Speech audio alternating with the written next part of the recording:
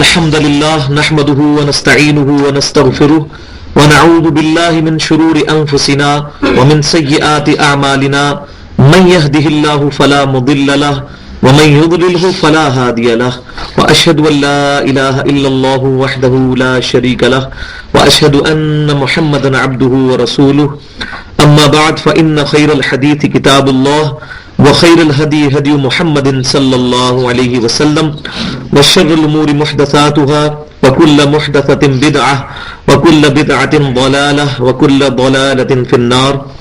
أعوذ بالله السميع العليم من الشيطان الرجيم من همزه ونفخه ونفثه. بسم الله الرحمن الرحيم. رب اشرح لي صدري ويسر لي أمري واحلل عقدة من لساني يفقهوا قولي. بسم الله الرحمن الرحيم.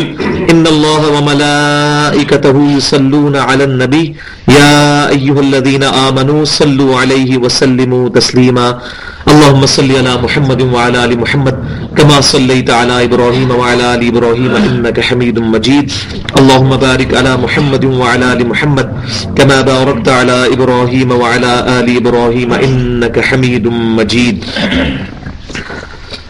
آج انشاءاللہ تعالی سورۃ البقرہ کا 16واں رکوع شروع کریں گے آیت نمبر 130 سے. تو میں نے بتایا تقریباً 4 رکوع جو ہیں وہ تحویل قبلہ کے اوپر سورۃ البقرہ میں موجود ہیں.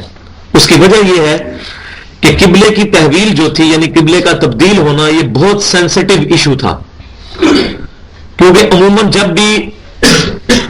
جب کبھی بھی دیندار طبقے کو کنسیڈر کیا جاتا ہے تو عموماً لوگوں کے ذہنوں میں جو ظاہری رسومات ہیں ان کی بڑی اہمیت ہوتی ہے، حالانکہ اس کے پیچھے جو روحانیت ہوتی ہے اور جو تھیم ہوتی ہے اس کی طرف صرف انٹلیکچوئل لوگوں کی توجہ جاتی ہے. تو عموماً لوگ یہ کہتے ہیں کہ یار یہ کیا، پہلے تو اس قبلے کی طرف نماز پڑھ رہے تھے اب قبلہ چینج کر دیا انہوں نے، یہ کیوں ایسا ہوا؟ تو 4 رکوع سورۃ البقرہ میں تحویل قبلہ کے اوپر ہیں. کیوں کہ اللہ تعالیٰ نے بنی اسرائیل کو اس منصب سے جس پہ وہ 2000 سال سے فائز تھے معزول کر کے بنو اسماعیل کو امام کائنات سید الاولین والآخرین شفیع المذنبین رحمت للعالمین سیدنا و مولانا محمد رسول اللہ صلی اللہ علیہ وسلم کی مبارک ذات کے ذریعے ختم نبوت کا تاج آپ کے سر پر سجاتے ہوئے وہ منصب جو کہ بنی اسرائیل کے پاس تھا بنو اسماعیل میں شفٹ کر دیا، اور اب قیامت تک کے لیے نبی صلی اللہ علیہ وسلم تمام انسانیت کے لیے پیشوا بنا کر بھیجے گئے ہیں. آپ صلی اللہ علیہ وسلم خاتم النبیین ہیں اور آپ صلی اللہ علیہ وسلم کی خواہش پر اللہ تعالیٰ نے قبلہ جو ہے یروشلم سے تبدیل کر کے بیت اللہ کر دیا. اب یہ اس کا ساری تمہید جو ہے وہ پہلے بنے گی اور پھر اس کے بعد تحویل قبلہ کا حکم آئے گا. اور جب بنی اسرائیل کو معزول کیا گیا تو اس کا سب سے بڑا سمبل جس کو میں نے نام دیا تھا کہ تاج پوشی کے طور پر اللہ تعالیٰ نے قبلہ جو ہے وہ تبدیل کر دیا. یہ سب سے بڑی، یہ سمجھے مسلمانوں کی تاج پوشی ہوئی تھی کہ بنی اسرائیل معزول، 70,000 انبیاء جن کے اندر آئے، 3 بڑی کتابیں آئیں، تورات، زبور، انجیل، اور موسیٰ علیہ السلام کے صحائف آئے، اور اتنی لاڈلی امت کہ اللہ تعالیٰ نے قرآن پاک میں 2 مرتبہ کم از کم یہ بات ارشاد فرمائی کہ میں نے تمہیں تمام جہان والوں پر فضیلت عطا فرمائی تھی. اب وہ معزول، اور کس وجہ سے معزول؟ کہ انہوں نے اپنے منصب کی قدر نہیں کی، اور وہ ہم پہلے پڑھتے آئے ہیں کہ اللہ تبارک و تعالیٰ نے پھر اس کی سزا میں ان کے ساتھ یہ معاملہ کیا.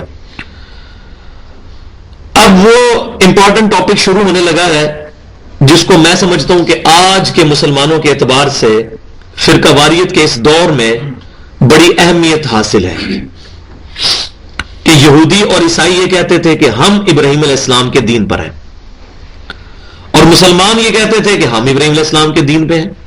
تو پھر اللہ تعالیٰ نے فرمایا کہ ابراہیم علیہ السلام کے دین پر اصل میں ہے کون؟ خالی اپنی نسبت ابراہیمی لگا لینے سے کوئی ابراہیمی نہیں بن جائے گا، بلکہ ابراہیم علیہ السلام کے دین پر وہ ہوگا جو ابراہیم علیہ السلام کی تعلیمات کو پریکٹس کرنے والا ہے.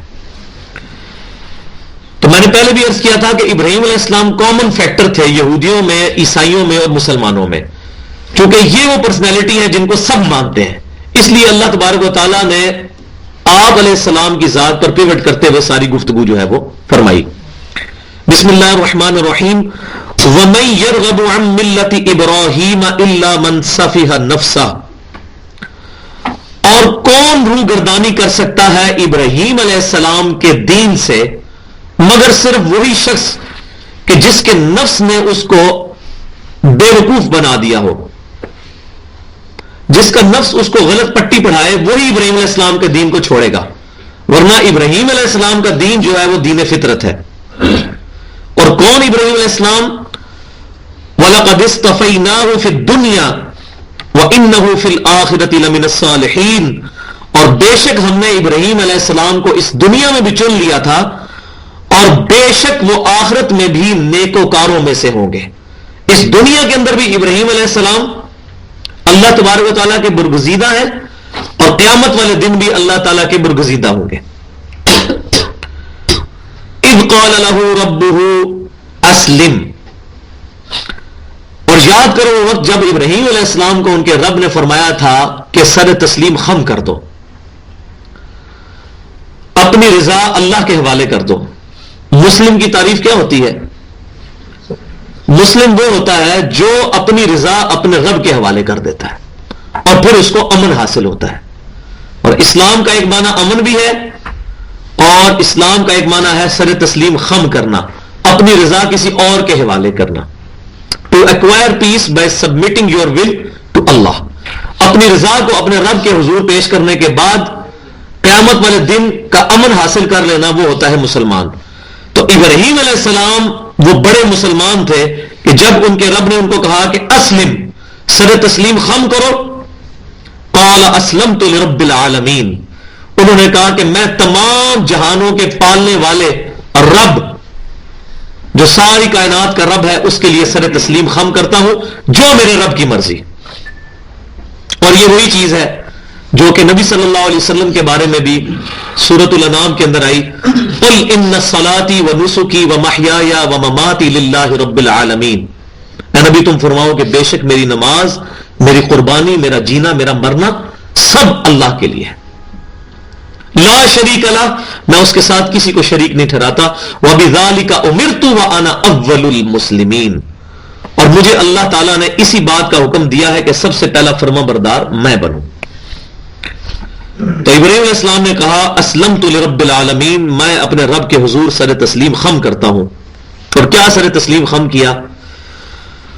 کئی واقعات قرآن پاک کے اندر آئے ہیں اور نہ جانے اس کے علاوہ کتنے ہوں گے جو یہاں ذکر نہیں ہوئے، جن میں سے سب سے بڑا واقعہ کہ 87 سال کی عمر میں اللہ تعالیٰ نے بڑھاپے کا سہارا اسماعیل علیہ السلام کی شکل میں ابراہیم علیہ السلام کو دیا، اور جب وہ بچہ 13 سال کا ہوا اور ابراہیم علیہ السلام کی عمر 100 سال ہوئی، اس بڑھاپے کے عالم میں اللہ تعالیٰ نے ابراہیم علیہ السلام کو ایک خواب دکھایا، اور نبیوں کے خواب وحی الہی ہوتے ہیں، اور اس خواب میں یہ اشارہ دیا کہ آپ اپنے بیٹے کو ذبح کر رہے ہیں۔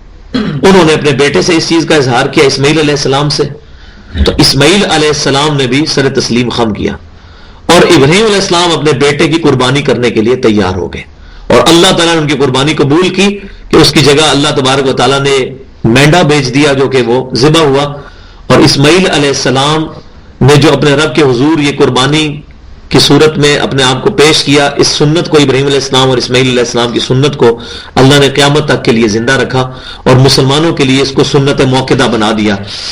حج کرنے والے کے لیے تو واجب ہے کہ وہ قربانی کرے گا، حج کے علاوہ جو ہے اس کے لیے سنت موقدہ ہے کہ وہ قربانی کا اہتمام کرے۔ تو جب انہوں نے اپنے رب کی بات مانی تو اللہ تبارک و تعالی نے ان کے نام کو زندہ کر دیا۔ وَوَصَّى بِهَا إِبْرَاهِيمُ بَنِيهِ وَيَعْقُوبُ، اور وصیت کی تھی اسی دین کی، اس کی اسلام کی، سر تسلیم خم کرنے کی، ابراہیم علیہ السلام نے اپنے بیٹوں کو، اور یعقوب علیہ السلام نے بھی۔ یعقوب علیہ السلام کون تھے؟ جن کا لقب تھا اسرائیل، جو حضرت اسحاق کے بیٹے تھے اور ابراہیم علیہ السلام کے پوتے، جن کو یہ کرسچنز اور جو جوڈائزم کے ماننے والے لوگ جیکب کہتے ہیں، یعقوب، جیکب۔ تو حضرت یعقوب علیہ السلام نے بھی اپنے بیٹوں کو اور ابراہیم علیہ السلام نے بھی اپنے بیٹوں کو کس کی نصیحت کی تھی؟ اسی دین کی، کہ اپنے آپ کو اپنے رب کے حوالے کر دو، یعنی اسلام۔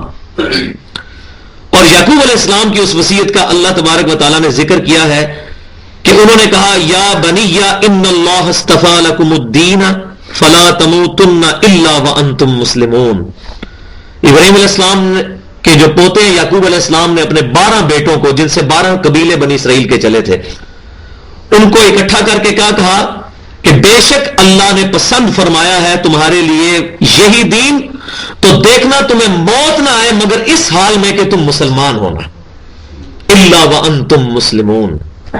بھائیو، آج ہم نے اپنے گریبان میں جھانک کر یہ دیکھنا ہے کہ ہم اپنے آپ کو حنفی، شافعی، مالکی، اہل حدیث، دیوبندی، بریلوی کہنے میں فخر محسوس کرتے ہیں یا مسلمان کہنے میں؟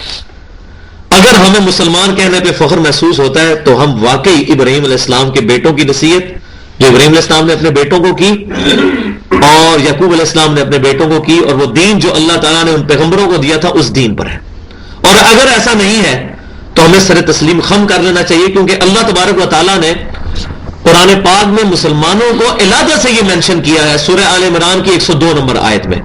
بسم اللہ الرحمن الرحیم، یا ایھا الذین آمنوا اتقوا اللہ حق تقاتہ، اے ایمان والو اللہ کا تقوی اختیار کرو جیسا کہ تقوی اختیار کرنے کا حق ہے، ولا تموتن الا وانتم مسلمون، یہ وہی بات، اور دیکھنا تمہیں موت نہ آئے مگر اس حال میں کہ تم مسلمان ہو، سر تسلیم خم ہو اللہ کے حضور۔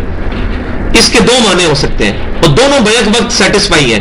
یہی قرآن کا اسلوب اور قرآن کی جو لنگوسٹک ہے عربک، اس کا یہ کمال ہے کہ بیک وقت دونوں معنی سیٹسفائی ہیں۔ ایک معنی تو یہ کہ تم اس حال میں مرو کہ تم مسلمان ہو، کسی اور دین پر نہ ہو، اور اگر اس کا ہم لغوی معنی کہیں گے تو وہ یہ بنے گا کہ تمہیں موت اس حال میں آئے کہ تم اپنے رب کے فرما بردار ہو۔ یہ نہ ہو سینما گھر میں تمہیں موت آ جائے، نماز کی حالت میں آئے، یا کوئی ایسا عمل کرتے ہوئے آئے کہ جو اللہ کی نافرمانی والا نہ ہو۔ ظاہر ہے کسی شخص کو اپنے موت کے اوپر تو اختیار نہیں، لیکن اس بات پر تو اختیار ہے کہ انسان اپنی مرضی سے نیکی اور برائی میں فرق کر کے ہدایت کا راستہ اختیار کر سکتا ہے۔ فَأَلْهَمَهَا فُجُورَهَا وَتَقْوَاهَا إِنَّا هَدَيْنَاهُ السَّبِيلَ إِمَّا شَاكِرًا وَإِمَّا كَفُورًا، ہم نے ہدایت کا راستہ بھی واضح کر دیا تمہارے لیے، گمراہی کا بھی، اب تمہاری مرضی، چاہو تو ہمارا حکم مانو، چاہے ہماری ناشکری کرو۔ تو اللہ تبارک و تعالیٰ فرما رہے ہیں کہ اپنی ول سے تم فرما بردار رہنا، یعنی تم اس چیز پر غور کرنا کہ میں کوئی ایسا عمل نہ کروں کہ اس عمل کے دوران مجھے موت آ جائے، ہر وقت فرما برداری میں اللہ کے لگا رہنا۔ اب اللہ تبارک و تعالیٰ یہودیوں کو جو ہے وہ ٹانٹ کرتے ہوئے ارشاد فرما رہا ہے، ام کنتم شہداء اذ حضر یعقوب الموت، کیا بلا تم اس وقت موجود تھے وہاں پر جبکہ یعقوب علیہ السلام کی موت کا وقت قریب آ چکا تھا؟ یعنی جب یعقوب علیہ السلام اپنے 12 بیٹوں کو موت کے وقت مسلمان رہنے کی وصیت کر رہے تھے، اے یہودیوں کیا تم اس وقت وہاں موجود تھے؟ آج تم نے یہودیت کا دین بنا لیا ہے، جبکہ تم جن کے ساتھ اپنے آپ کو منسوب کرتے ہو یعقوب علیہ السلام، جن کے 12 بیٹے تھے، جن سے بنی اسرائیل کے 12 قبیلے ہیں، انہوں نے تو اپنے بیٹوں کو کہا تھا کہ ولا تموتن الا وانتم مسلمون، کہ تمہیں موت نہ اس حال میں مگر تم مسلمان ہو۔ تو اب یہ بتاؤ کہ کیا تم اس وقت موجود تھے جب ان کی موت کا وقت قریب آیا اور اپنے بیٹوں کو نصیحت کر رہے تھے؟ اور کیا کہہ رہے تھے؟ اذ قال لبنیہ ما تعبدون من بعدی، کیا بات ہے جی، یہ پیغمبر کی آپ کمٹمنٹ دیکھیں کہ اپنی وفات کے وقت اپنے بیٹوں کو بلا کر یہ نہیں نصیحت کر رہا کہ میرے مرنے کے بعد اس طرح جائیداد تقسیم کر لینا اور یہ فلاں بہن کا بھی خیال رکھنا، فلاں بھائی کا بھی خیال رکھنا، نہیں، سب سے امپورٹنٹ بات اذ قال لبنیہ، جب انہوں نے اپنے 12 بیٹوں سے کہا ما تعبدون من بعدی، میرے مرنے کے بعد تم کس کی عبادت کرو گے میرے بیٹوں، مجھے بتاؤ۔ ظاہر ہے نبی کے بیٹے تھے، انہوں نے کیا کہنا تھا؟ قالوا نعبد الہک و الہ آبائک ابراہیم و اسماعیل و اسحاق الہ واحد، تو انہوں نے اپنے باپ کو کہا کہ آپ پریشان نہ ہو، ہم عبادت کریں گے آپ کے رب کی جس کا آپ نے ہمیں بتایا ہے، اور آپ کے آباء و اجداد کے رب کی جو آباء و اجداد ابراہیم علیہ السلام اور اسماعیل علیہ السلام اور اسحاق علیہ السلام، اور ان کا کیا رب الہ واحد، وہ تو ہے ہی کہ الہ ایک رب، وہ جتنے بھی انبیاء تھے ان کا ایک ہی رب تھا، اسی اکیلے کی عبادت کریں گے اور کسی کی نہیں کریں گے۔ وَنَحْنُ لَهُ مُسْلِمُونَ، اب دیکھ لیں پھر وہی بات آ گئی، اور ہم اسی کے فرما بردار ہوتے ہیں، ہم اسی کے سامنے سر تسلیم خم کرتے ہیں، ہم مسلمان ہوتے ہیں۔ یہ دیکھ لیں اب اس بات کی کتنی تکرار ہو رہی ہے کہ جو آج کے دور میں ایک بدنامی کا سبب بن چکا ہے. کوئی بھی مسلمان اپنے آپ کو فخریہ طور پر یہ نہیں کہنے کے لیے تیار کہ میں مسلمان ہوں. آپ یہاں سے چلیں اور شہر تک پہنچے, جس مسلمان کا بھی انٹرویو کریں بھائی آپ کیا ہیں, کوئی کہے گا میں بریلوی ہوں, کوئی کہے گا میں دیوبندی ہوں, کوئی کہے گا میں اہل حدیث ہوں, کوئی کہے گا میں شیعہ ہوں, کوئی کہے گا میں قادیانی ہوں. بجائے اس کے کہ ہم اپنے آپ کو فخریہ مسلمان کہیں, جو قرآن کی تعلیمات ہیں, ہم سیکٹس کے اندر بدل جو ہے وہ بٹ چکے ہیں. تو یہ ساتھ ساتھ اپنا بھی محاسبہ کرتے جانا ہے. مسلمان وہی ہوتا ہے جو قرآن کو پڑھتے ہوئے اس کو ایک آئینہ سمجھ کے اپنی شکل اس میں دیکھتا ہے کہ میری شکل اس کے ساتھ میچ کر رہی ہے کہ نہیں, یا میں کوئی اور ہی دین لے کر چل رہا ہوں. تل کا امت قد خلت, یہ ایک بابرکت جماعت تھی, ایک امت تھی جو گزر چکی, اپنے اعمال لے کر اپنے ساتھ چلے گئے. یعقوب علیہ السلام کو بھی موت آ گئی, ابراہیم علیہ السلام کو بھی موت آ گئی, اسحاق علیہ السلام کو بھی موت آ گئی, ان کے 12 کے 12 بیٹے فوت ہو گئے. یہ ایک امت تھی جو گزر گئی. لہا ما کسبت ولکم ما کسبتم, اے یہودیو وہ اپنے اعمال اپنے ساتھ لے گئے, ان کے اعمال ان کے لیے اور جو کچھ تم کماتے ہو وہ تمہارے لیے. یہ نہیں ہوگا کہ ابراہیم علیہ السلام کی یا یعقوب علیہ السلام کی اولاد ہونے کا تمہیں نفع پہنچے اگر تم ان کے دین پر نہیں ہو. وہ تو اپنے نیک اعمال کر کے اپنے رب کے حضور جا چکے ہیں.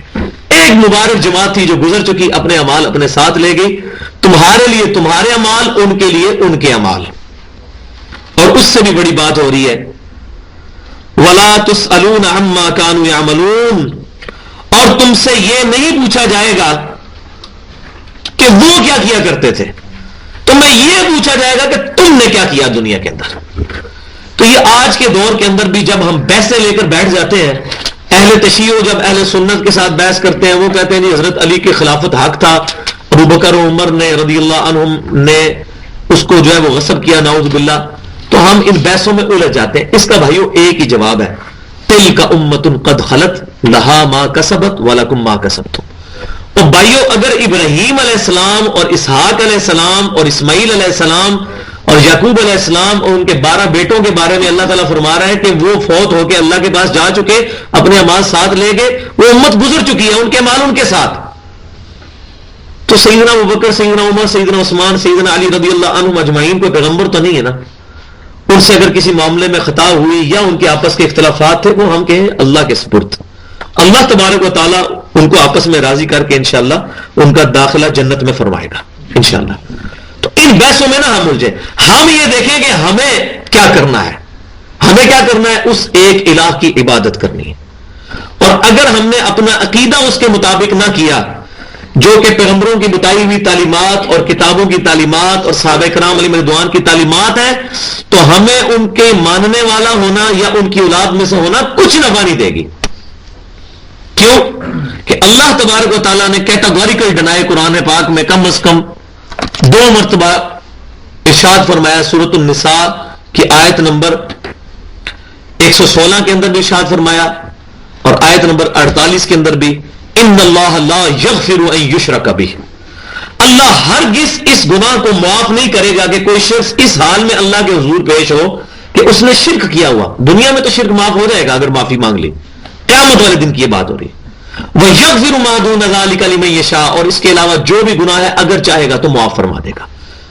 وَمَن يُشْرِكْ بِاللَّهِ فَقَدْ ضَلَّ ضَلَالًا بَعِيدًا, اور جو کوئی اللہ کے ساتھ شرک کرے گا وہ گمراہی میں دور جا گرا.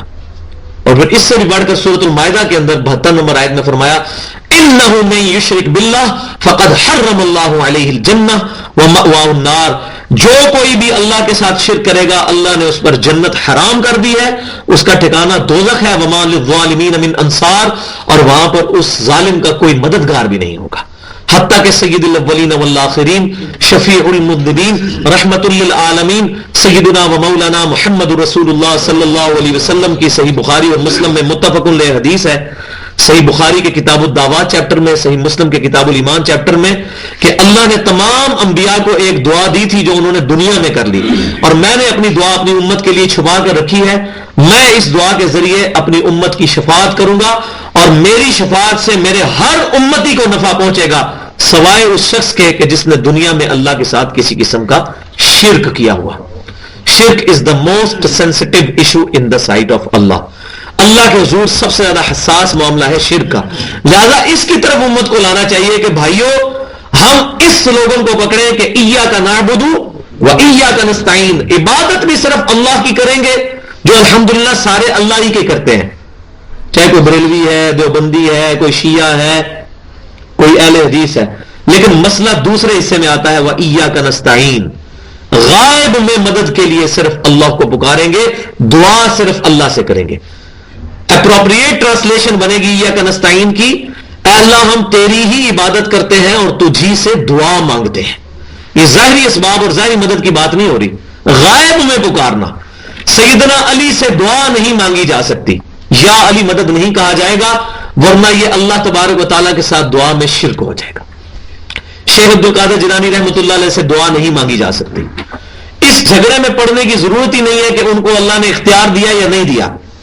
ہم چھوٹی سی بات کرتے ہیں کہ بارش برسانا اللہ کی ذمہ داری ہے، لیکن اختیار اللہ نے فرشتوں کو دیا ہوا ہے، فرشتے اللہ کے اذن سے بارش برساتے ہیں، اور میکائیل علیہ السلام کی ڈیوٹی ہے بارش برسانے پر، جو کہ فرشتوں کے پیغمبر ہیں۔ کیا ہم بارش کے لیے کہیں گے المدد یا میکائیل، یا اللہ کو پکاریں گے؟ اللہ کو، اگرچہ فرشتے کے پاس اذن ہے، اذن ہونا یا نہ ہونا نہیں، پکارنا اللہ کو ہے۔ اگر سیدنا علی کو بالفرض اذن ملا ہے مدد کرنے کا، تب بھی علی رضی اللہ تعالیٰ عنہ کو پکارنا شرک ہے، پکاریں گے اللہ کو۔ اللہ چاہے کوئی فرشتہ بھیج دے، جیسے بخاری میں حدیث ہے، صحیح بخاری میں کتاب الوکالہ چیپٹر میں، جب کوئی شخص رات کو آیت الکرسی پڑھ کے سوتا ہے تو اللہ ایک فرشتہ اس کی حفاظت کے لیے بھیجتا ہے، لیکن فرشتے کو ہم تو نہیں پکاریں گے یا فرشتے میری مدد فرما، یہ شرک ہو جائے گا۔ نہ ہم یہ کہیں گے فرشتوں یہ پیغام دے دو کہ خادم تمہارا صحیح آ رہا ہے، نہیں، فرشتے کو ہم پکار ہی نہیں سکتے، اللہ کو پکاریں گے۔ درود شریف میں بھی اللہ کو پکاریں گے، اللہم صلی علی محمد، اے اللہ آپ بھیجے محمد صلی اللہ علیہ وسلم پر درود۔ تو پکارنا اللہ کو ہے۔ تو یہ تلک امت قد خلت سے بات میں نے شروع کی تھی کہ اس وقت مسئلہ اس امت کا وہ ہے موسٹ سینسٹیو ایشو، وہ ہے شرک، کہ اس کی طرف لوگوں کو بلایا جائے کہ بھائیوں تمام چیزوں سے بالا تر ہو کر اس بات پر ہم اکٹھے ہوں کہ نحن لہو مسلمون، ہم فرما بردار اللہ کے ہوں گے، اور ہم عبادت کریں گے اس الہ کی۔ اور عبادت میں دو چیزیں اپنی پریکٹیکل جو ہماری رسومات ہیں، نماز کی شکل میں، روزے کی شکل میں، قربانی کی شکل میں، اور دوسری چیز وَإِيَّاكَ نَسْتَعِينَ، اور دعا بھی اللہ ہی سے مانگیں گے۔ وَقَالُوا كُونُوا هُودًا أَوْ نَصَارَىٰ تَهْتَدُوا، اور یہودی کہتے ہیں اور عیسائی، اب دیکھیں دونوں اکٹھے ہو گئے ہیں مسلمانوں کے خلاف، کہتے ہیں کہ كُونُوا هُودًا أَوْ نَصَارَىٰ، کہ ہو جاؤ یا تو یہودی یا نصارہ یعنی عیسائی، تَهْتَدُوا، تم ہدایت یافتہ ہو جاؤ گے۔ اب یہ کہتے ہیں کہ جی ہدایت کے لیے شرط یہ ہے کہ یا تو یہودی بن جاؤ یا عیسائی، حالانکہ آپس میں ایک دوسرے کو وہ کافر کہتے تھے، لیکن مسلمانوں کے خلاف ان کی ایسی جذبات بڑھکے کہ انہوں نے کہا نہیں، یا تو یہودی ہو جاؤ یا عیسائی ہو جاؤ تو تم کامیاب ہو جاؤ گے۔ اللہ تعالیٰ فرماتا ہے قل بل ملت ابراہیم حنیفا، اے محبوب صلی اللہ علیہ وسلم تم فرماؤ یہودی عیسائی ہونے سے مغفرت نہیں ہونی، بلکہ بل ملت ابراہیم حنیفا، ابراہیم علیہ السلام کی ملت پر آنا ہے، جو حنیفہ تھے، سب سے ٹوٹ کر ایک اللہ کے ہو گئے تھے۔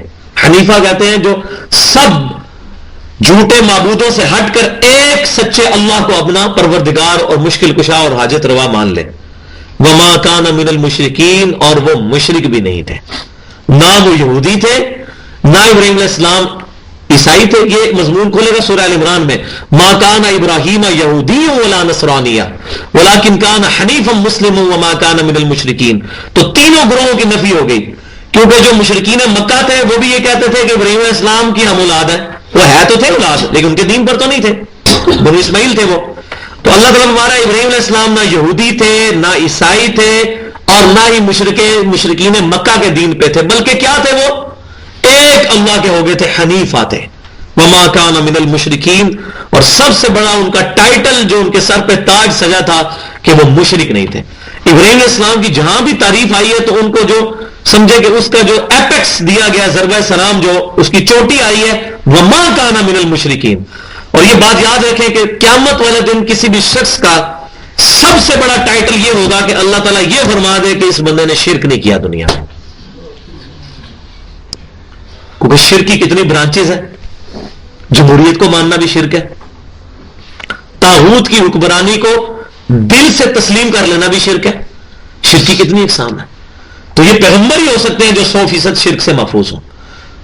اور یہ بھی فرمایا گیا مسند امام احمد میں کہ جس نے کسی کے دکھلاوے کے لیے روزہ رکھا اس نے شرک کیا. کسی نے کسی کے دکھلاوے کے لیے صدقہ کیا اس نے شرک کیا.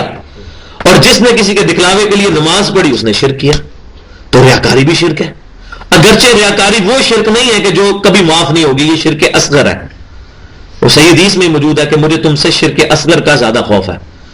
یہ والا شرک تو معاف ہو جائے گا, شرک اکبر معاف نہیں ہوگا. ایاک نعبد و ایاک نستعین, عبادت بھی اللہ کی اور دعا بھی اللہ سے.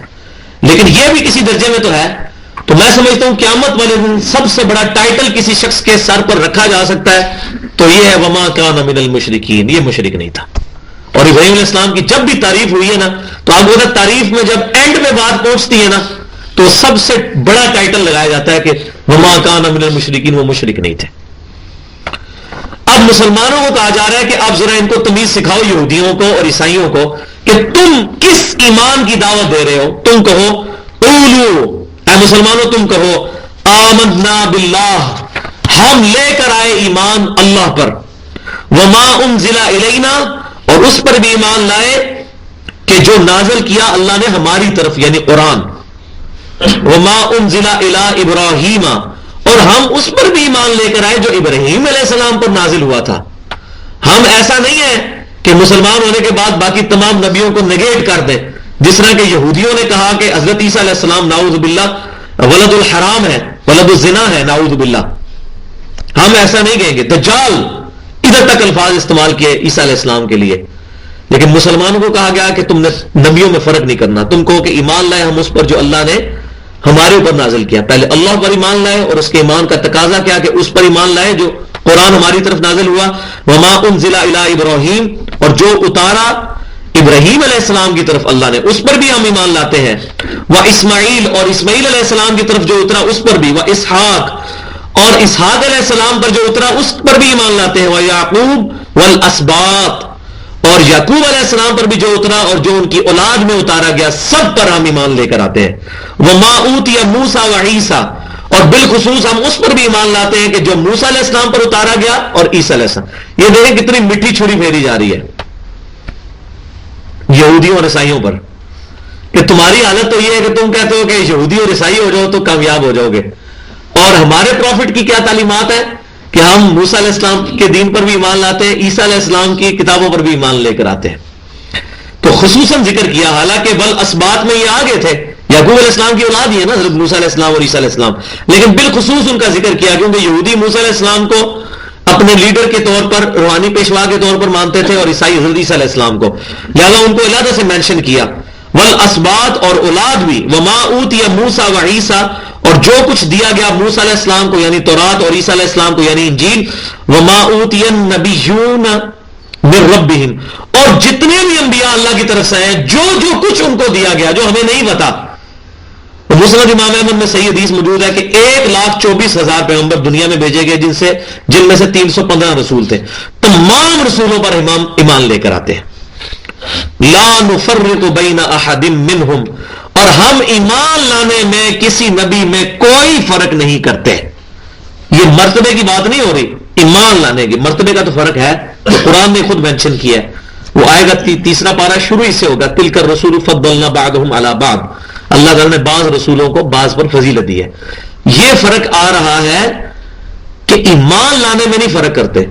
جس طرح امام کائنات سید الاولین والآخرین شفیع المذنبین رحمت للعالمین سیدنا محمد رسول اللہ صلی اللہ علیہ وسلم پر ایمان لانا ضروری ہے, اسی طرح ایک ایک پیغمبر پر ایمان لانا ضروری ہے, اور اس میں فرق نہیں کرنا. لا نفرق بین احد منہم, ہم ان میں سے ایمان لانے میں کسی میں کوئی فرق نہیں کرتے. وَنَحْنُ لَهُ مُسْلِمُونَ, دیکھیں یار یہ لفظ آپ کا کھیڑا نہیں چھوڑ رہا, کتنی دفعہ آ چکا ہے. اور ہم اللہ ہی کے فرما بردار ہوتے ہیں. لیکن آج مسلمان کو یہ بات سمجھ نہیں آ رہی ہے کہ میں نے مسلمان کہلانے پہ فخر محسوس کرنا ہے. میرا دین اسلام ہے. قبر کے اندر جو سوال ہونے ہیں 3 صحیح بخاری اور مسلم میں موجود ہیں. پہلا اللہ کے بارے میں ہوتا ہے, من ربو کا, تیرا رب کون ہے, اور دوسرا سوال ہوگا ما دینوں کا, تیرا دین کیا ہے. اور تیسرا سوال ہوگا ما کنت تقول فی حق ھذا الرجل، اس مرد کے بارے میں تو دنیا میں کیا کہا کرتا تھا. اور مسند امام احمد میں یہ بھی موجود ہے کہ وہ پھر شخص پوچھے گا کہ آپ کس مرد کی بات مجھ سے کر رہے ہیں، تو وہ فرشتے کہیں گے اس کی کر رہے ہیں الذی بعث فیکم، جس کو اللہ نے تم میں مبعوث کیا تھا رسول بنا کر. لہذا یہ حدیث اس باطل نظریے کو ختم کرتی ہے جو یہ عقیدہ رکھتے ہیں کہ نبی صلی اللہ علیہ وسلم قبر میں تشریف لاتے ہیں، کیونکہ وہ فرشتوں سے بندہ پوچھے گا کہ کس مرد کی بات کر رہے ہیں آپ، تو فرشتے کہتے ہیں یہ سامنے جو کھڑا ہے، تو فرشتے کہتے ہیں الذی بعث فیکم، جس کو اللہ نے تم میں مبعوث کیا تھا. تو مومن کہے گا ہوا محمد رسول اللہ صلی اللہ علیہ وسلم. اور جامع ترمذی میں ایک حدیث موجود ہے جس کو امام ترمذی نے حسن صحیح کہا ہے. اس حدیث میں یہ الفاظ ہے کہ تیسرا سوال ہوگا من نبیوں کا، تیرا نبی کون ہے، تو یہ الفاظ بھی موجود ہیں حدیث میں. تو اس میں آپ دیکھ لیں کہیں یہ نہیں ہے مر ربو کا، تیرا رب کون ہے، ما دینوں کا، تیرا دین کیا، مسلک تو پوچھے ہی کو نہیں جانا. تو کیا ہم اس وقت کہیں گے کہ دین البریلویت، دیوبندیت، اہل حدیثیت، دین الاسلام؟ لیکن یہ وہی کہے گا جو دنیا میں بھی کہتا ہے. اور میں آپ کو یہ ایک بات بڑی مزے کی بتاؤں،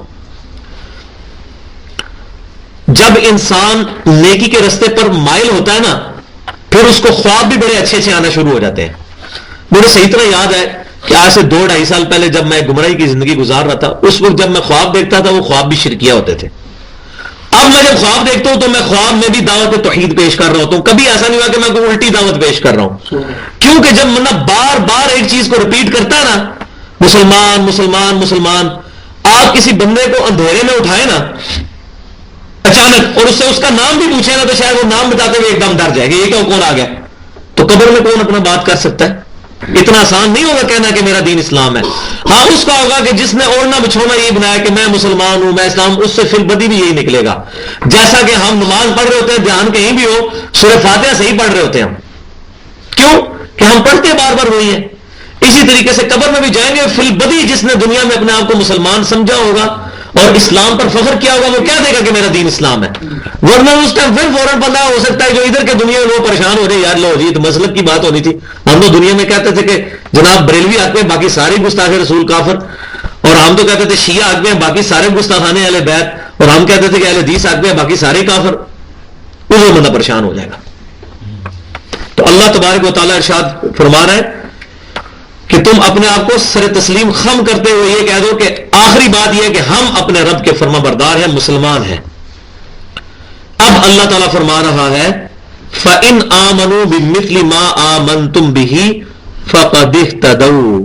اب یہ اس سوال کا جواب ہے جو پہلے انہوں نے کہا تھا نا کہ یہودی ہو جاؤ یا عیسائی ہو جاؤ تہتدوا، تم ہدایت پا جاؤ گے.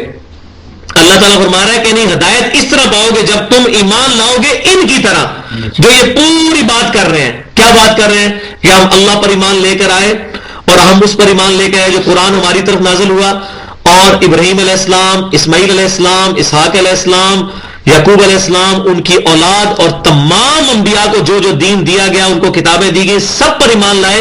اور ایمان لانے میں کسی نبی میں ہم کوئی فرق نہیں کرتے. اے مسلمانوں جب اس طرح وہ کہیں گے تو اب وہ بھی ہدایت پا جائیں گے. یہودیوں کو یہ جواب دو کہ اس طریقے سے ہدایت ملتی ہے. وَإِن تَوَلَّوْا فَإِنَّمَا هُمْ فِي شِقَاقٍ. اور اگر تم یہ دیکھو کہ وہ منہ پھیر رہے ہیں اور یہ حق بات کو قبول نہیں کر رہے، تو تم سمجھ لو کہ یہ وہ دل کی ضد میں آ چکے ہیں. کوئی بندہ ضد میں آ چکے نا تو اس کا پھر کوئی حل نہیں ہے. پھر اس کا جو پنجابی میں ہم کہتے ہیں وہ کہاں چٹا ہی ہے، کہاں وہ چٹا ہی رہنا پھر جب بندہ ضد میں آ جائے. لیکن اس ضد کی وجہ سے کیا کر رہا ہوگا؟ اپنا نقصان کر رہا ہوگا. آج ہم کتاب و سنت کی کسی کو دعوت پیش کرتے ہیں اور وہ کہتا ہے نہیں نہیں ہمارے بزرگ کیا غلط تھے، تو مجھے بتائیں کہ وہ ہمارا کیا نقصان کرے گا؟ اپنا ہی نقصان کرے گا. ہم نے تو حق بات اس تک پہنچا دی، زیادہ ٹینشن لینے کی ضرورت نہیں ہے. ابو جہل نے نبی صلی اللہ علیہ وسلم کا کوئی نقصان نہیں کیا، اپنا نقصان کیا. یہودیوں نے عیسیٰ علیہ السلام کو دجال اور ولد الزنا کہہ کے اپنا ہی نقصان کیا. صرف 12 ہماری آپ پر ایمان لے کر آئے آپ کی مبارک زندگی کے اندر، آپ کو زندہ اٹھائے جانے سے پہلے. تو کیا وہ ناکام ہو گئے؟ نہیں. نوح علیہ السلام پر صرف 80 بندے ایمان لے کر آئے، نوح علیہ السلام ناکام نہیں ہوئے، ان کی قوم ناکام ہوئی، وہ 80 لوگ کامیاب ہو گئے. لیکن اس میں دوسرا پہلو بھی ہے کہ ہماری دعوت بھی پازیٹو انداز میں ہونی چاہیے. جب آپ فرقے کی دعوت پیش کریں گے، آپ اس کو کہیں گے میں دیوبندی ہوں، تو فوراً ایک بریلوی ہوگا وہ کہے گا اچھا یہ مجھے دیوبندی کرنا چاہتا ہے. آپ کہیں گے میں بریلوی ہوں اور وہ سامنے والے حدیث ہوگا وہ سمجھ لے گا اچھا اچھا اچھا. آپ اس کو کہیں بھائی تم ننگے سر نماز کیوں پڑھ رہے ہو، وہ آپ اس سے پوچھے گا بھائی آپ کیا ہیں، آپ کہیں گے میں بریلوی، اچھا اچھا اچھا اچھا یہ بریلوی ہے اس لیے مجھے کہہ رہا ہے کہ ننگے سر کیوں نماز پڑھ رہے ہو، اس نے پھر آپ کی کوئی بات نہیں سننی. اسی طریقے سے ایک اہل حدیث کسی بریلوی کو سمجھا رہا ہے کبھی قبر پہ جا کر آپ نے قبر والے سے نہیں مانگنا بلکہ قبرستان میں جا کے مردوں کے لیے دعا کرنی ہے. تو وہ آگے سے پوچھے آپ کیا ہے، تو آپ کہیں جی میں اہل حدیث ہوں. وہ بولے اچھا اچھا اس لیے آئی منکر ہے. اس کی بجائے اگر آپ یہ کہ بھائی آپ بھی مسلمان ہیں میں بھی مسلمان ہوں، میں آپ کو مسلمان اہل قبلہ اہل کلمہ سمجھتا ہوں، میں آپ کو مسلمان ہونے کی ایسے سے بتا رہا ہوں کہ بھائی یہ آپ غلط کر رہے ہیں، آپ دیکھیں کیسے بات وہ سنتا ہے. تو دعوت میں بھی انداز ایسا نہیں ہونا چاہیے کہ جس کی وجہ سے کوئی متنفر ہو جائے. لہٰذا یہ جو لوگ کہتے ہیں کہ اسی نے توحید کی گل کر دی تھی جناب وہ مرضی نبیوں کو بھی لوگوں نے سنی، نبی اس طریقے سے تو نہیں پیش کرتے تھے. نبی تو پیش کرتے تھے اللہ کے ساتھ اپنی ٹوٹل کمٹمنٹ اور کسی فرقے کا نام لے کر نہیں بلکہ مسلمان، نحن لہو مسلمون. اب دیکھ لیں کتنی دفعہ الفاظ ہیں، ہم نے بھی اسی طریقے سے دین کو پیش کرنا ہے. تو اگر وہ منہ پھیر دے تو تم سمجھ لو کہ وہ شقاق میں ہے، وہ کمر بستہ ہے اپنی ضد کے اوپر. پھر اللہ مسلمانوں کو تسلی دے رہا ہے فَسَيَكْفِيكَهُمُ اللَّهُ، تو اللہ تبارک و تعالیٰ تمہارے لیے کافی ہے ان کے مقابلے میں. تم اللہ پر توکل کرو. وَهُوَ السَّمِيعُ الْعَلِيمُ، اور وہی ہے سننے والا اور سب کچھ علم رکھنے والا. یہی وہ آیات ہیں فَسَيَكْفِيكَهُمُ اللَّهُ، ان کے مقابلے میں اللہ تمہارے لیے کفایت کرنے والا ہے. یہ وہ الفاظ ہیں جن الفاظ پر آج بھی سیدنا عثمان غنی رضی اللہ تعالیٰ عنہ کا جو مصحف تھا لکھوایا ہوا مصحف عثمانی جو توپ کاپی میوزیم ترکی کے اندر موجود ہے. آپ رضی اللہ تعالیٰ عنہ جب قرآن پاک پڑھ رہے تھے تو آپ نے اسی صفحے کو کھولا ہوا تھا اور اسی دوران جو ہے بدبختوں نے آپ پر حملہ کیا. تو سیدہ نائلہ رضی اللہ تعالیٰ عنہ جو آپ کی بیوی تھی انہوں نے آپ کو بچانے کے لیے اپنے ہاتھ آگے کیے تو ان کی انگلیاں کٹ گئیں اور ان کے خون کا دھبا جو ہے وہ اسی آیت پر پڑا فَسَيَكْفِيكَهُمُ اللَّهُ. وہ آج بھی خون کے دھبے موجود ہیں اس میوزیم میں، یہی صفحہ کھلا ہوا ہے اس کا جو مصحف عثمانی تھا. صبغۃ اللہ، اور مسلمانوں کہو گے ہم پر تو اللہ کا رنگ چڑھ گیا. وَمَنْ أَحْسَنُ مِنَ اللَّهِ صِبْغَةً، اللہ سے بڑھ کر کون سا رنگ اچھا ہوگا اللہ کے رنگ سے بڑھ کر. اللہ کا رنگ کیا چڑھا ہے کہ ہم نے نحن لہو مسلمون، ہم اس کے فرما بردار ہو گئے ہیں. ہم اس طرح ایمان لے آئے ہیں جیسا کہ ہمیں اللہ نے سکھایا ہے.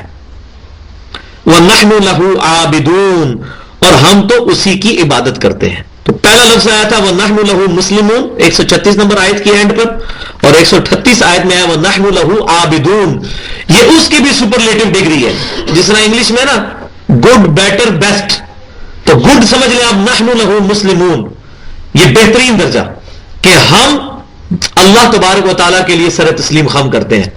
اس سے اوپر کی ڈگری کیا ہے وَنَحْنُ لَهُ عَابِدُونَ، ہم خالصتاً عبادت بھی اللہ کی کرتے ہیں، صرف سر تسلیم خم نہیں بلکہ عبادت بھی صرف اللہ کی.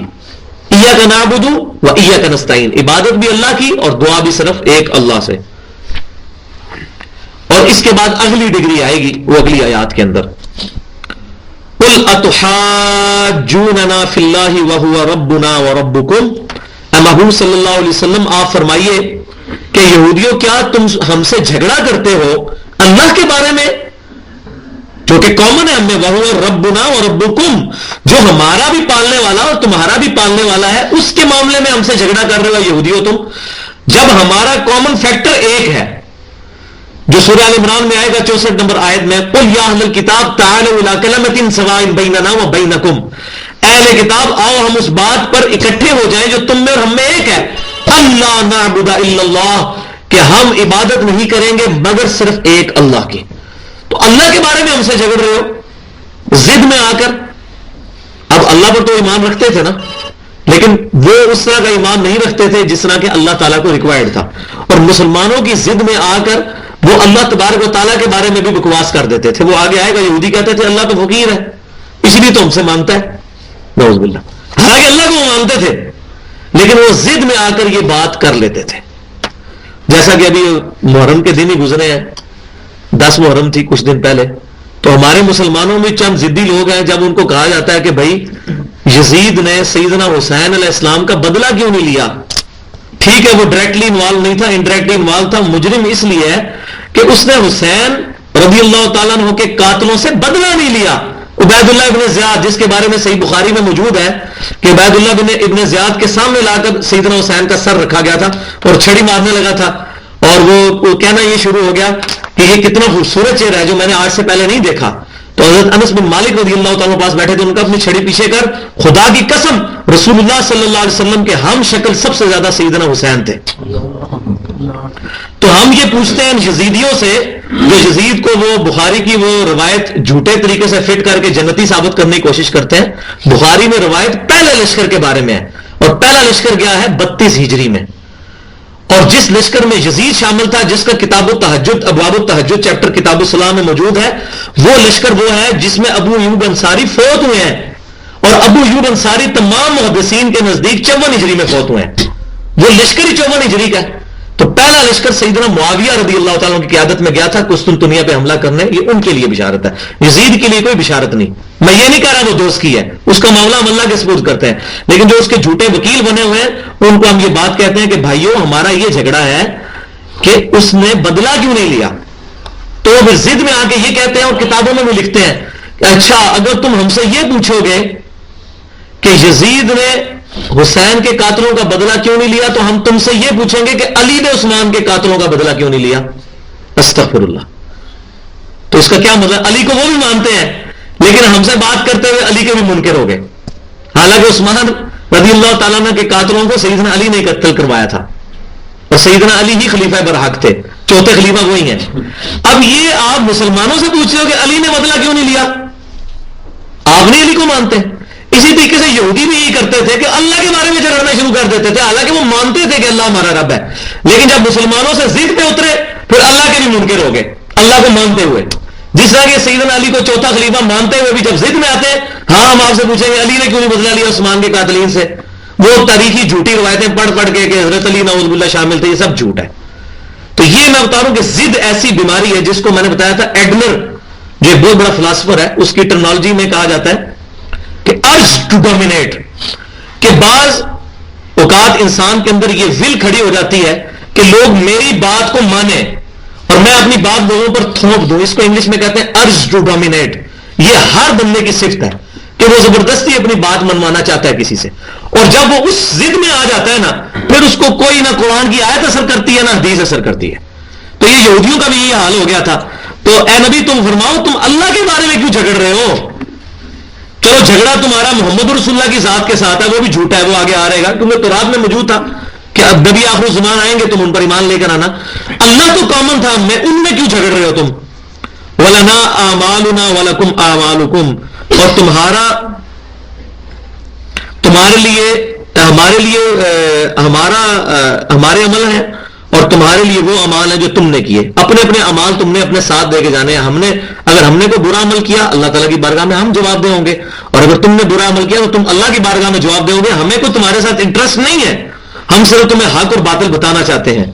وَنَحْنُ لَهُ مُخْلِصُونَ.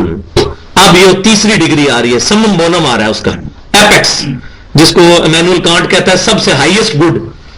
وَنَحْنُ لَهُ مُخْلِصُونَ, اور ہم خالصتاً اپنی رضا اپنے رب کے حوالے کرتے ہیں. مخلص, اب یہ بات سمجھیں, عربی میں 2 لفظ ہیں. ایک ہے مخلص جس کو اللہ خالص کر لے اپنے لیے, وہ ہوتے ہیں انبیاء کرام, اللہ ان کو چن لیتا ہے. مخلص چن لیے گئے. مخلص جو اپنا آپ اپنے رب کے حوالے کر دیتے ہیں, جو رب کو چن لیتے ہیں. جو چنے گئے ہیں وہ ہے پیغمبر, جو خود چنتے ہیں وہ ہے مخلص. نحن لہو مخلصون, ہم اللہ تعالیٰ کے لیے اپنی اطاعت کو خالص کرتے ہیں. اسی طریقے سے یہ لفظ استعمال ہوتا ہے مرشد اور مرشد. زبر اور زیر سے عربی میں کتنا فرق پڑتا ہے.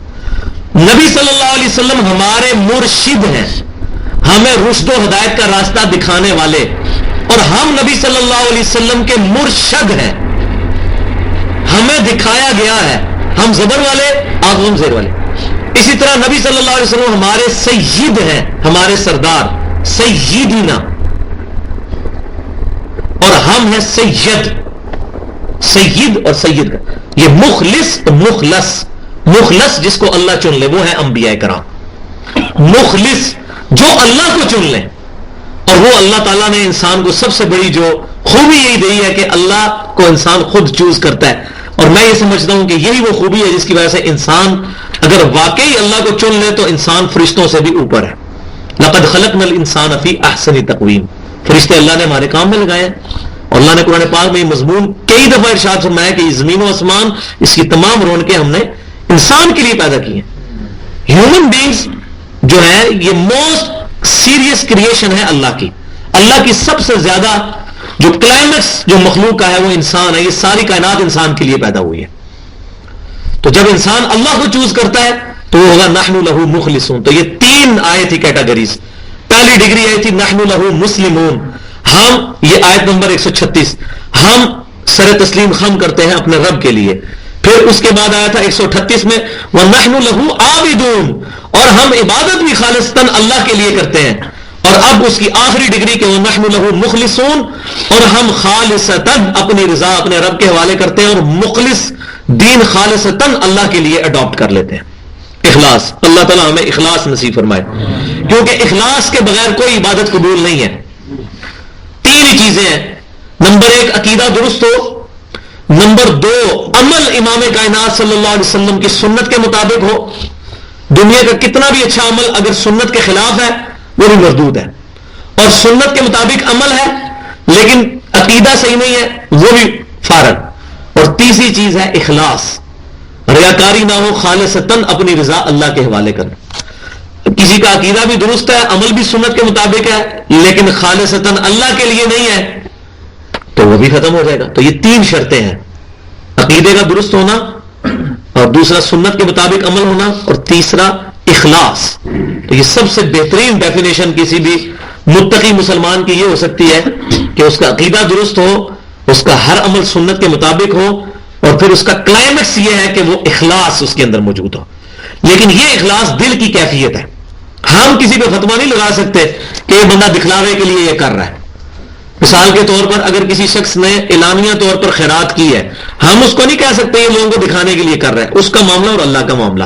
کیونکہ قرآن پاک میں آگے چل کے آئے گا کہ اعلانیہ طور پر بھی خیرات کرو اور چھپ کر بھی دونوں طریقے سے جائز ہے. لیکن یہ ضرور ہوگا کہ جو شخص مسجد میں اللہ کے نام پر چندہ دیتا ہے اور ساتھ وہ اسپیکر پہ کہتا ہے مولوی صاحب میرا نام ہی ذرا لے دئیو تو اب اس کو سمجھائیں گے کہ بھائی اب آپ یہ اپنا نام کیوں لینا چاہ رہے ہیں. آپ کو دیکھ لیا ماشاءاللہ اتنے لوگوں نے اب آپ نام بھی کلوانا چاہ رہے ہیں. یا اسی طریقے سے مسجدوں میں تختی لگوا دیتے ہیں کہ جی یہ ٹائلیں جو ہیں یہ فلاں نے لگوائی تھی. تو اگر فرشتوں کا کوئی ذہنی توازن ٹھیک نہیں اس کے فرشتوں کا معاذ اللہ یا ان کی یاداشت کمزور ہے پھر تو ٹھیک ہے مسجد میں ٹائلیں میں لگوا دیں تختی کہ جی فلاں نے بنوائی ہے. اور جب آپ کو پتا ہے کہ اللہ تعالیٰ ہر عمل کو چھوٹے وَمَن يَعْمَلْ مِثْقَالَ ذَرَّةٍ خَيْرًا يَرَهُ جو ذرہ سی بھی نیکی کرے گا وہ بھی قیامت کے دن دیکھ لے گا. وَمَن يَعْمَلْ مِثْقَالَ ذَرَّةٍ شَرًّا يَرَهُ اور ذرہ کا گناہ بھی کرے گا وہ بھی دیکھ لے گا. جب اللہ ہمارے تمام اعمال کو دیکھ رہا ہے اور اس کا ریکارڈ اس نے مینٹین کیا ہوا ہے پھر ہمیں ٹینشن لینے کی اور اپنے ناموں کی تختیاں لگانے کی کوئی ضرورت نہیں ہے نہ اعلان کروانے کی ضرورت ہے. بلکہ مجھے حسن بصری رحمۃ اللہ علیہ کا یہ قول بڑا پسند ہے. وہ کہتے ہیں کہ صحابہ کرام علی رضوان اپنی نیکیوں کو اس طرح چھپاتے تھے جیسے تم اپنے گناہوں کو چھپاتے ہو. کوئی شخص یہ نہیں چاہتا کہ اس کا گناہ لوگوں میں عام ہو. تو صحابہ کرام علیہ رضوان اپنی نیکیوں کو اس طرح چھپاتے تھے کہ ان کی نیکی نہ لوگوں کو پتہ چل جائے. اور میں سمجھتا ہوں یہ کلائمیکس ہے کسی کے دین کا. کیونکہ جس نے نیکی چھپا کے کی ہے نا اور کسی کو پتہ نہیں چلی اس کو ہمیشہ ایک سیٹسفیکشن دے گی یار میرا رب جانتا ہے اس کو ہمیشہ یہ اللہ کی طرف سے اعتماد رہے گا کہ میری یہ نیکی ضائع نہیں ہوئی. کیوں کہ جب وہ اس کے علاوہ کسی کو پتہ ہی نہیں ہے. بعض اوقات انسان کسی کے سامنے کو نیک عمل کرتا ہے تو ذہن میں وسوسہ آتا ہے کہ یار اس نے مجھے یہ عمل کرتے ہوئے دیکھ لیا ہے اور بندہ پھر کہتا ہے یار میں نے تو اللہ کے لیے کیا تھا میرے ذہن میں یہ بھی خیال آ رہا ہے پتہ نہیں میری نیکی قبول ہوئی ہے کہ نہیں. تو وہ نیکی قبول ہے اگر خالصتاً اللہ کے لیے کی ہے اگرچہ ذہن میں خیال آ بھی جائے بعد میں وہ خود تو نہیں آپ لائے. تو وہ نبی صلی اللہ علیہ وسلم نے اس کے بارے میں صحیح مسلم میں حدیث موجود ہے کہ آپ فرمائے یہ ریاکاری نہیں ہے. لیکن اس سے بھی اعلیٰ ترین درجہ ہے کہ آپ کسی کے سامنے کریں ہی نہ تو پھر آپ کو ہمیشہ ہی سیٹسفیکشن دے گی یار مجھے میرے رب کو پتا ہے بس. کبھی آپ کو یہ ٹینشن نہیں ہوگی کہ میرا عمل اخلاص والا ہے یا نہیں.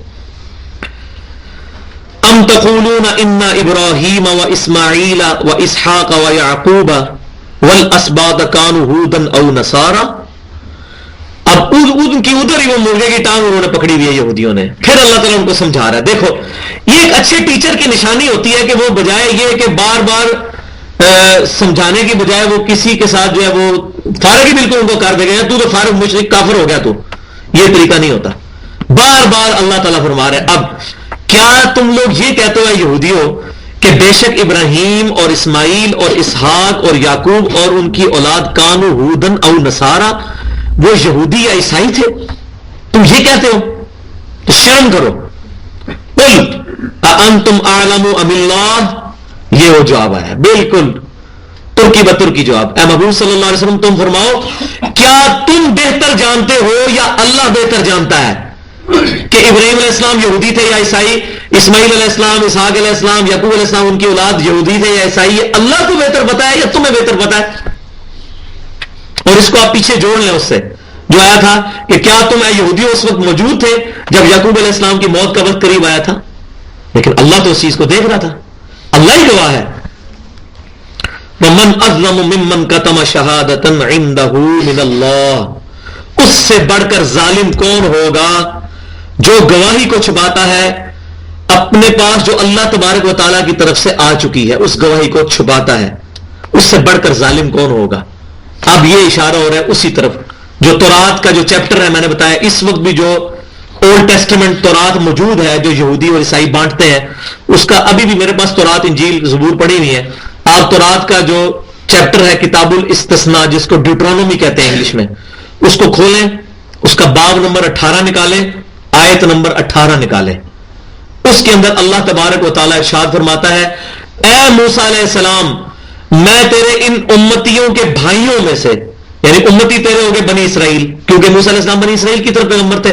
ان کے بھائی کون ہوئے؟ بنی اسماعیل. ان کے بھائیوں میں سے تیری مانند ایک رسول اٹھاؤں گا اور اس کے منہ میں اپنا کلام ڈالوں گا, وہ اپنی خواہش نفس سے کچھ نہیں کہے گا, وہ وہی لوگوں سے کہے گا جو میں اس کو وہی کروں گا. یہ سیم وہی آیات ہیں جو قرآن میں آئی ہیں. وَمَا يَنْطِقُ عَنِ الْهَوَىٰ إِنْ هُوَ إِلَّا وَحْيٌ يُوحَىٰ, اور موسیٰ علیہ السلام ہی نبی صلی اللہ علیہ وسلم کی مانند ہیں. یہ جب ہم آیت پیش کرتے ہیں تو عیسائی کہتے ہیں نہیں نہیں یہ اصل میں حضرت عیسیٰ کی پیشن گوئی ہے کہ اے موسیٰ تیرے امتیوں کے بھائیوں میں سے ایک رسول اٹھاؤں گا. یہ عیسیٰ علیہ السلام کی پریڈکشن ہے, لیکن اس میں الفاظ موجود ہیں موسیٰ تیری مانند. عیسیٰ علیہ السلام تو حضرت موسیٰ علیہ السلام کی مانند ہی نہیں ہے. موسیٰ علیہ السلام کا باپ تھا, عیسیٰ علیہ السلام کا باپ نہیں تھا, نبی صلی اللہ علیہ وسلم کا بھی باپ تھا. تو موسیٰ علیہ السلام کی مانند عیسیٰ علیہ السلام نہیں بلکہ نبی صلی اللہ علیہ وسلم ہے. عیسیٰ علیہ السلام کی پیدائش معجزانہ طور پر ہوئی, موسیٰ علیہ السلام کی بھی نیچرل برتھ ہوئی اور نبی صلی اللہ علیہ وسلم کی بھی نیچرل برتھ ہوئی. یہ دوسرا ڈفرنس. موسیٰ علیہ السلام کی نیچرل ڈیتھ ہوئی, عیسیٰ علیہ السلام کی نیچرل ڈیتھ نہیں ہوئی, نبی صلی اللہ علیہ وسلم کی بھی نیچرل ڈیتھ ہوئی. یہ تین فرق ہیں جس میں اے موسیٰ تیری مانند اٹھاؤں گا. چوتھی چیز موسیٰ علیہ السلام امت والے نبی تھے, 6 لاکھ کا لشکر آپ کے ساتھ چلا تھا. عیسیٰ علیہ السلام پر صرف 12 بندے ایمان لے کر آئے حواری ان کے, اور آپ بھی اپنی جان بچاتے ہوئے اللہ نے آپ کو زندہ اٹھا لیا. نبی صلی اللہ علیہ وسلم بھی امت والے نبی ہیں, آپ کی مبارک زندگی میں 1.25 لاکھ کے قریب صحابہ کرام موجود تھے, آپ کی دعوت کو اللہ نے ایکسپٹ کروایا تھا. یہ چوتھی چیز ہے جو موسیٰ علیہ السلام میں اور نبی صلی اللہ علیہ وسلم میں کامن ہے اور عیسیٰ علیہ السلام میں نہیں ہے یہ چیز. یہاں تیرے بھائیوں تیرے امت کے بھائیوں میں سے تیری مانند رسول اٹھاؤں گا. اور آخری فرق جو 5واں یہ ہے کہ موسیٰ علیہ السلام صاحب شریعت تھے, عیسیٰ علیہ السلام صاحب شریعت نہیں تھے. نبی صلی اللہ علیہ وسلم بھی نئی شریعت لے کر آئے. عیسیٰ علیہ السلام انجیل میں آج بھی موجود ہے. یہ مت سمجھو کہ میں کوئی نیا دین لے کر آیا ہوں, میں وہی 10 کمانڈمنٹس کو ایگزیکیوٹ کروانے کے لیے آیا ہوں جو اللہ نے موسیٰ علیہ السلام کو دی تھی, جو بنی اسرائیل میں بھی موجود, سورہ بنی اسرائیل میں قرآن پاک میں بھی موجود ہے.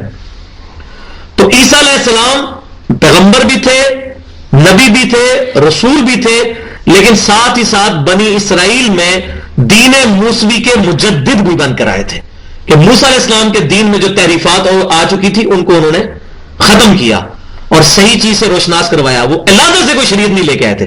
لہٰذا یہ میں نے 5 فرق بتائے ہیں کہ جس سے یہ ظاہر ہوتا ہے کہ اے موسیٰ تیری مانند اٹھاؤں گا پیغمبر. اور یہ آج بھی آپ ڈیوٹرانومی کا چیپٹر نمبر 18 اس کی آیت 18 اور 19 نمبر آیت میں پھر فرمایا کیا یہودیوں اگر تم ایمان نہ لائے نا اس نبی پر تو میں تم سے بدلہ لوں گا. اور بدلہ کیا لیا ہے؟ 70 عیسوی میں ان کا قبلہ جو ہے وہ ٹیمپل آف سلیمان جس کو کہتے ہیں, ہیکل سلیمانی, وہ گرا ہے, جس کے نیچے ان کے مربی سارے دفن ہو گئے اور تابوت سکینہ بھی دفن ہو گیا. اور آج آپ دیکھ لیں تقریباً اس کو مسمار ہوئے 2000 سال ہو چکے ہیں, اور آج تک وہ تعمیر نہیں, ان کا قبلہ گرا پڑا ہوا ہے. تو ذلیل و خوار ہو رہے ہیں پوری دنیا کے اندر. پہلے عیسائیوں نے ان کو ختم کیا, آپ کو پتا ہے ہٹلر نے کیا کچھ کیا, اور پوری تاریخ ہے. تو وہ ذلیل و خوار, کیونکہ اللہ نے فرمایا تھا یہودیوں تم نہ اگر ایمان لائے تو میں تم سے بدلہ لوں گا. کیوں کہ یہودی تو جانتے تھے کہ یہ اللہ کے نبی ہیں. عیسائیوں میں تو اہل علم بہت کم تھے, یہودی تو تورات کے عالم تھے, ان کو تو پتا تھا, لیکن انہوں نے جانتے بوجھتے ہوئے امام کائنات صلی اللہ علیہ وسلم کی دعوت کو قبول نہیں کیا.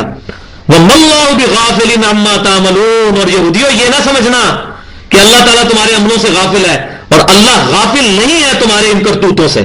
قیامت والے دن بھی اللہ بدلا لے گا, دنیا میں بھی تمہیں ذلیل کرے گا. تِلْكَ أُمَّةٌ قَدْ خَلَتْ, اب وہ آیت ریپیٹ ہو رہی ہے. اور یہ بات یاد رکھیں, قرآن پاک میں جتنے امپورٹنٹ مضمون ہیں نا, بہت زیادہ جو امپورٹنٹ ہے وہ کم از کم 2 دفعہ ریپیٹ ہوتے ہیں ایگزیکٹ انہی آیات کے ساتھ. جیسے یہ آیت جو ہے ان اللہ لا یغفر ان یشرک بہ ویغفر ما دون ذلک لمن یشاء, یہ بین انہی الفاظ کے ساتھ 2 دفعہ موجود ہے. اب یہ وہ امپورٹنٹ آیت دوبارہ ریپیٹ ہو رہی ہے, تلک امۃ قد خلت, یہ ایک مبارک گروہ تھا جو اپنے اعمال اپنے ساتھ لے کر چلا گیا, اللہ نے ان کو جنتوں تک پہنچا دیا.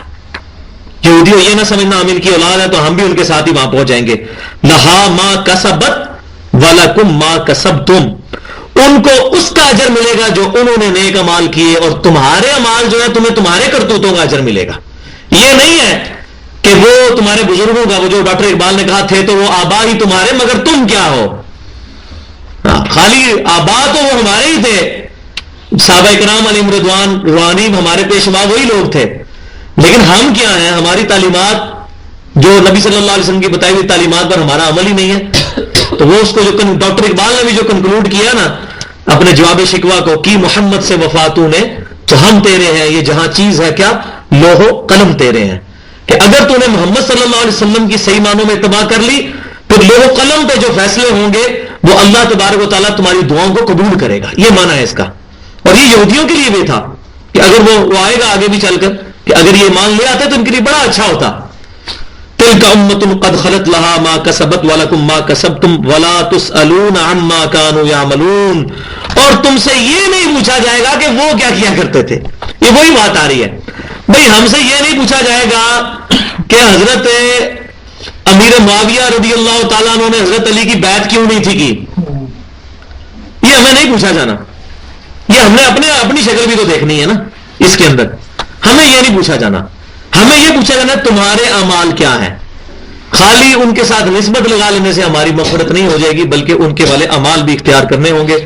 اللہ تعالیٰ سے دعا ہے کہ آج کے ہم نے جو اس ایک رکوع پڑھا ہے آپ دیکھیں, لیکن واللہ یہ ہماری پوری زندگی کے لیے رہنمائی فراہم کرتا ہے.